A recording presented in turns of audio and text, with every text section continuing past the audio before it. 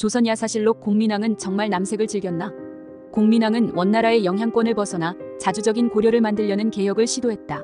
그러나 노국공주의 죽음, 기득권 세력의 저항 등에 부딪히며 어느 날 급작스런 죽음을 맞이한다.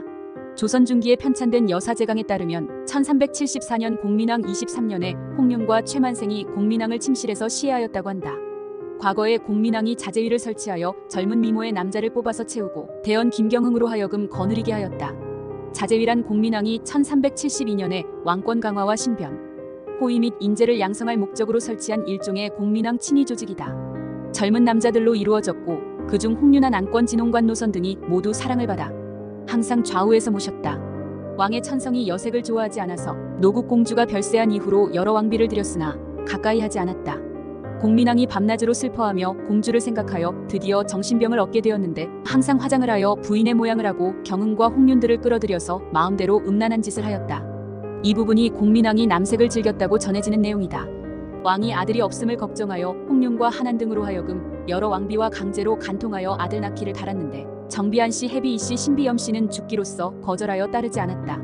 왕이 익비 왕씨의 궁에 가서 홍윤 등을 시켜 비에게 간통하게 하니 왕비가 죽기로 거절하였는데 왕이 칼을 빼어서 왕비를 치려하니 왕비가 두려워서 따랐다.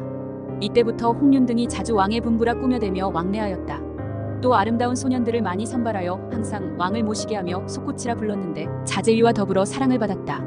속구치는 몽골어로 양산을 든 사람이란 뜻이다. 즉 황제 옆에서 양산을 든 측근을 의미하며 주로 의복이나 장신구를 관리하는 임무이니 왕의 최측근이 될 수 있었다. 처음에 왕이 홍윤들로 하여금 여러 왕비를 간통하여 아기 낳기를 바랐는데 결국 익비 왕씨가 임신을 하였다.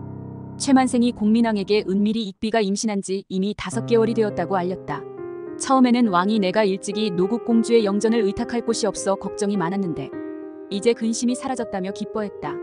그리고 누구의 아이냐고 묻고 최만생이 홍윤의 아들이라고 이야기했더니 왕이 내일 취한 척 홍윤을 죽여 뒷말이 없도록 하고 이 사실을 아는 너도 죽을 것이다 라고 이야기했다. 이때 최만생의 고민이 시작되었을 것이다.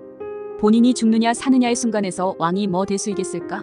기록은 이에 최만생이 두려워서 홍윤 등과 의논하고 밤에 침전에 들어가 왕이 크게 취한 틈을 타 최만생이 칼로 쳐서 시해하니 머리에 골이 튀어서 벽에 묻었다고 한다. 참으로 허망한 공민왕의 죽음이다. 개혁을 꿈꾸던 공민왕이 노국공주의 죽음 이후 흔들려가다가 결국 44세의 젊은 나이에 노국공주 곁으로 돌아가는 비극이 고려사의 이야기이다. 공민왕을 시해하고 홍윤 등이 소리치기를 도적이 밖에서 들어왔다. 하니 시위하는 군사들이 다리가 떨려서 감히 움직이지 못하였다.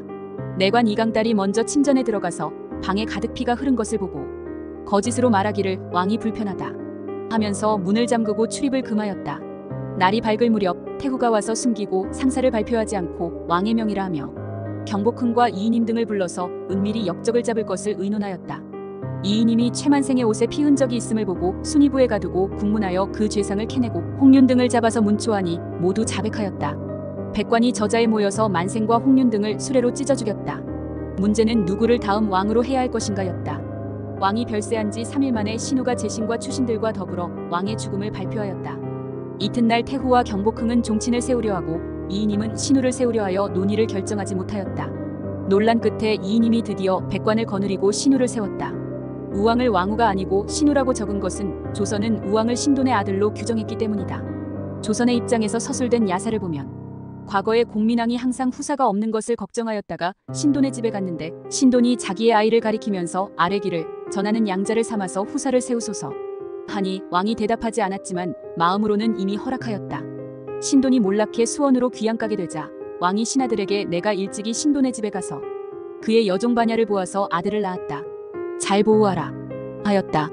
신돈이 죽은 다음에 왕이 모니노우왕을 불러서 태우전에 드리고 이인임에게 아들이 있으니 내가 근심이 없다. 아름다운 부인이 신돈의 집에 있었는데 아들을 낳을 만하다는 말을 듣고 관계하여 아이가 있게 되었다 하였다. 그리고 모니노의 생모를 궁인 한씨로 삼아 신분을 세탁하였다.